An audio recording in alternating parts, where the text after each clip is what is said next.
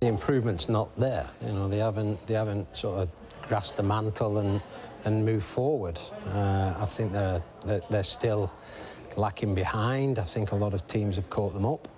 I think their selection of both players and direction they're going in has proved difficult for Manchester United, where others have overtaken them in that respect.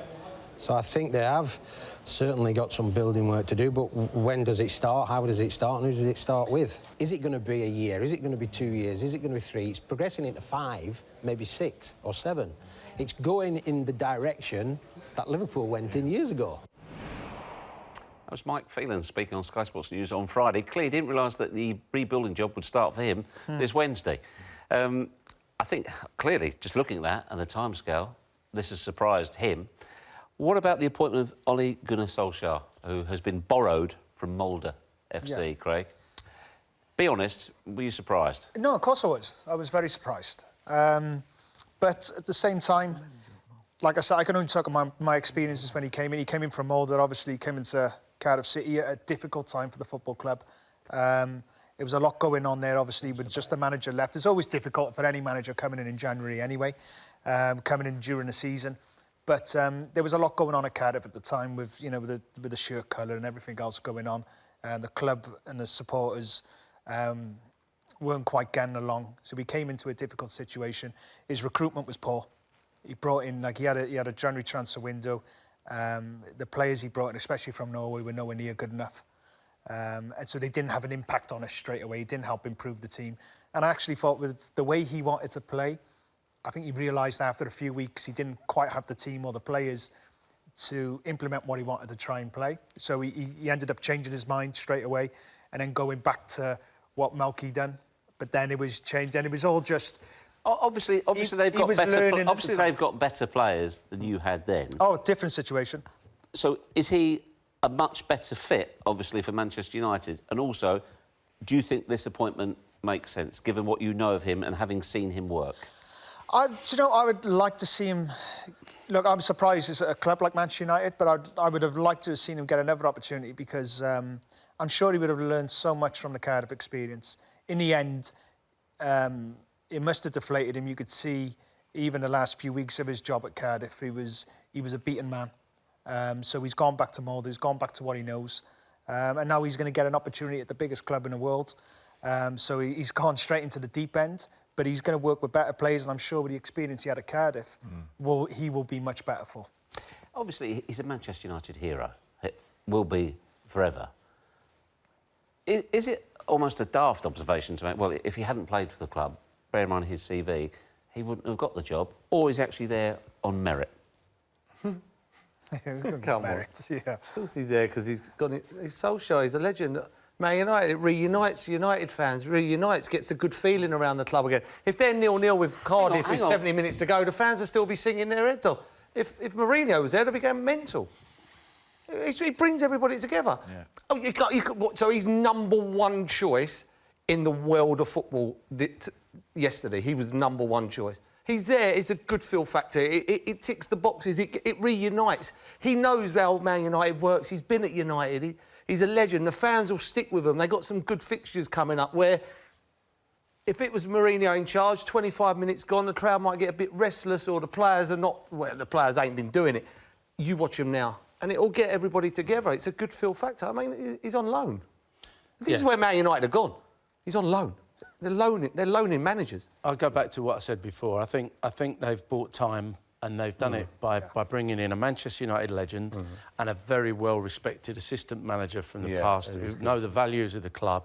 And everyone's been talking about the fact that, you know, that's what's got lost in all of this change over the last few years. So they want to get back to that and buy a little bit of time to make sure they get the scene set for the next guy in. So I think behind the scenes, he'll be very well respected. He's not going to have enough time, even if he was, you know, wasn't still at Molde, he wouldn't have enough time to change much technically and tactically. But he might just be able to communicate with the players, get them all back on board, and just get the good feeling back into the club. Pogba play? Without doubt. Tim, good tweet in here. I'll ask you this, Tim. Do you think Solskjaer should ignore the previous performances of Lukaku and give him a fresh start, or stick with Rashford? And also, as Mercer, I think he should go as attacking as he possibly can and have a go. They can't get any worse. It is such an easy job for Ole to go in here. He's not expected to do anything special. We just had one of the best managers in the world who couldn't get a tune out of this group. I took over at a similar time at Tottenham. Villas-Boas was there. They wasn't happy with the way they were playing, and I just took the shackles off them. And that was the easiest job in the world for someone like Adebayor, who I got to one side, who was frozen out, training with the boys, for me to say, now's your opportunity, now's your chance. Get back in and prove to him how good you really are. It was the easiest management job you've ever likely to see.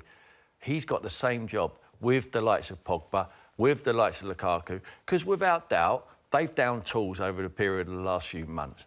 They haven't really been pulling their socks up 100%, a lot of these players. So Ole, in my opinion, it's a babysitting job what he's got to do. He's got to go and make sure he gets a tune out of them. It'd be the easiest thing he's ever done. Play on the front foot, get the fans excited about it, because at the end, it doesn't matter. He's got the greatest... I mean, the timing is absolutely unbelievable. When you look at the fixtures... pressure on him? No pressure whatsoever. No pressure whatsoever. All you do is change the way they've been playing. You're coming from a very, very low point. Man United can't get lower than what they actually are. They cannot. So he will win games. You couldn't pick a better time to start managing Manchester United. You've seen the run of games they've got. It's not until they play Tottenham at Wembley on January the 13th before they've got a game. The rest of the teams are mid-table teams. Manchester United should be beating them. If he keeps them fit, he trains right, he gets a solution of how he wants to play, take the shackles off them, let the good players play them in the correct positions, get a couple of strikers, fill up the box, play with high intensity, go and squeeze the ball, they will win. Yeah. And I wouldn't be surprised if they win the next 7 games, Manchester United. I think Tim's right. I think it's absolutely right. At the end of the season, if he's not their choice, they've still got to make a decision. It's Manchester United. You can't just say, oh, well, Ole's done so well, we're going to give him the job to... No. It's a short-term fix. They know that, and they've got to stick to that. And make that clear from now? Yes, 1 million%. So he's not a candidate. If he wins the Champions League and gets them in the top 4...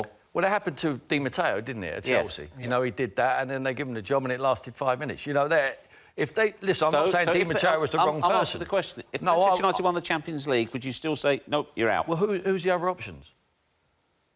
They've got to weigh up who the other options are. It ain't happening, is it, Jeff? I mean, listen, they can win 7 games. They ain't winning the Champions League. You know, I think you're a bit far-fetched. I think the thing, Jeff, is he's a caretaker manager.